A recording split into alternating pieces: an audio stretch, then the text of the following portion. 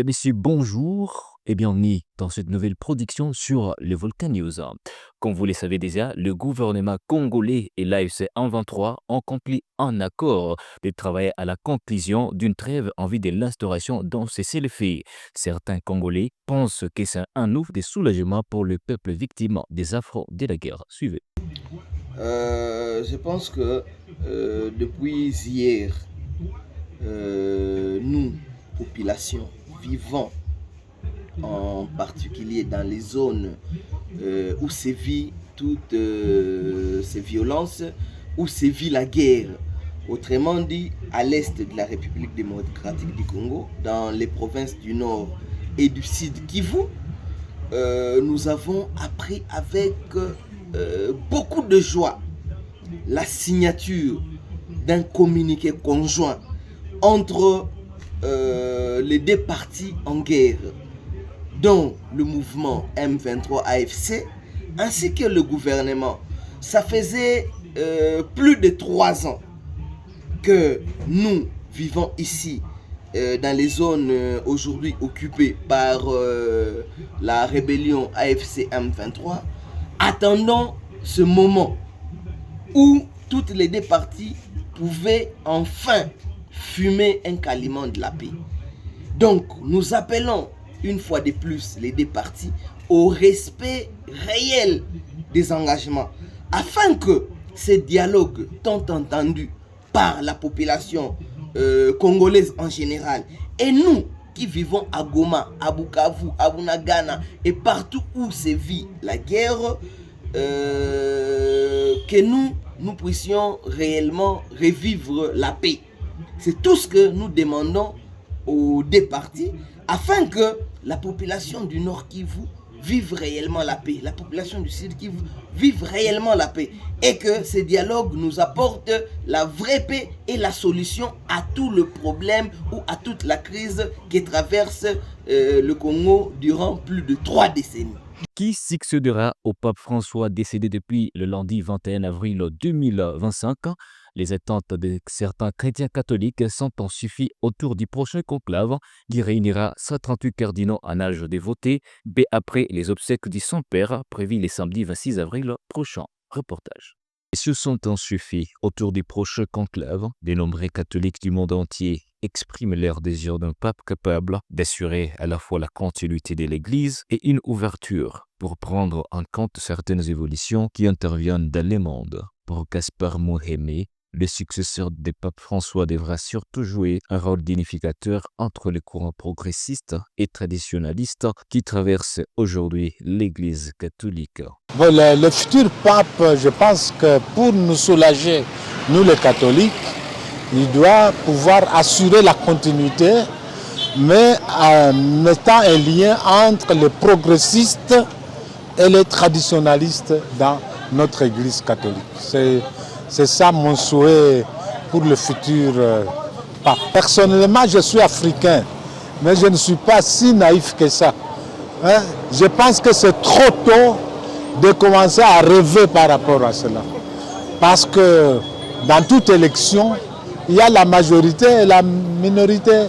Et je pense que les papes africains, si j'ai bonne mémoire dans mes lectures, ne sont que 18 ou 16. Et alors, vous voyez, quels représenteraient 18 cardinaux africains sur une centaine? L'Église catholique se trouve une nouvelle fois à la croisée des chemins. Plus que jamais, elle a besoin d'un chef spirituel capable de rassembler, de parler à tous les peuples, sur tous les continents. L'enjeu, garder l'unité de l'Église dans sa diversité, tout en lui redonnant un souffle nouveau, estime Jean-Paul Kamango. L'Église a besoin aujourd'hui d'un pape qui puisse unir tous les continents, toutes les civilisations du monde.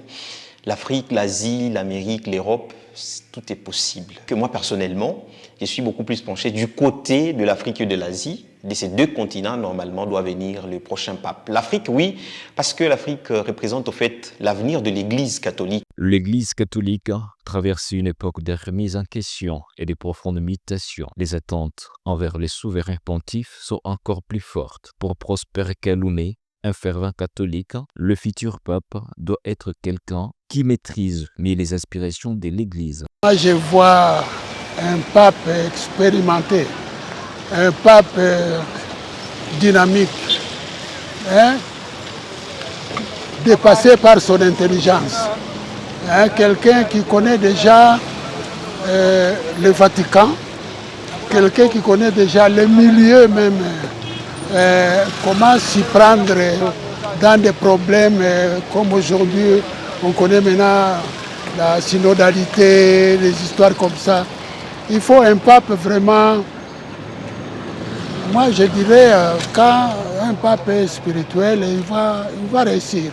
Le vœu de plusieurs fidèles catholiques est que l'Église puisse retrouver sa place à travers une figure à la fois ancrée dans la tradition et aussi tournée vers l'avenir. Décédé le lundi 21 avril 2025 à l'âge de 88 ans, le corps de Pape François est exposé actuellement à la basilique Saint-Pierre de Rome pour le recueillement et hommage des fidèles jusque vendredi soir. Les obsèques sont prévues pour le samedi 26 avril 2025. Selon le Vatican, le pape François sera inhumé à la basilique Sainte-Marie-Majeure de Rome. Juste après cette inhumation, les cardinaux se réuniront en conclave pour l'élection du prochain pape. Ils sont actuellement 138 cardinaux en âge de voter qui sont concernés par les conclaves pour l'élection du successeur de pape François. Tous les yeux sont désormais tournés vers Rome pour les obsèques de pape François et aussi l'élection de son successeur. Les progrès fulgurants des outils numériques mettent en danger l'avenir du livre en papier, constat fait à l'occasion de la célébration de la Journée mondiale du livre et du droit d'auteur. Suivez. Le livre en papier est en jeu maintenant que le numérique,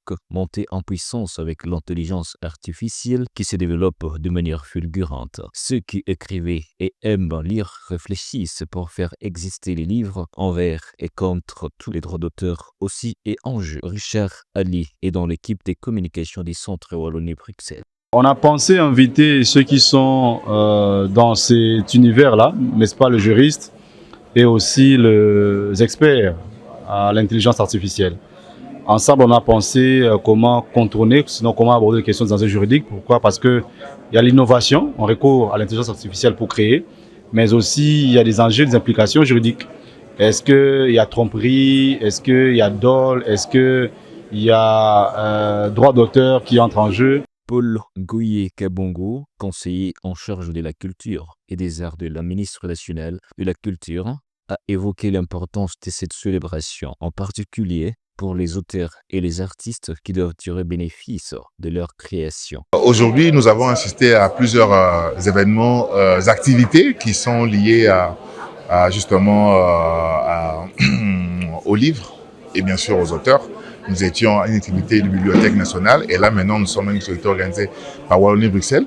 Donc les ministères encouragent vraiment la lecture et fait un travail pour les auteurs, raison pour laquelle la ministre a proposé un projet de réforme de la gestion collective des droits d'auteur et bien sûr des droits voisins.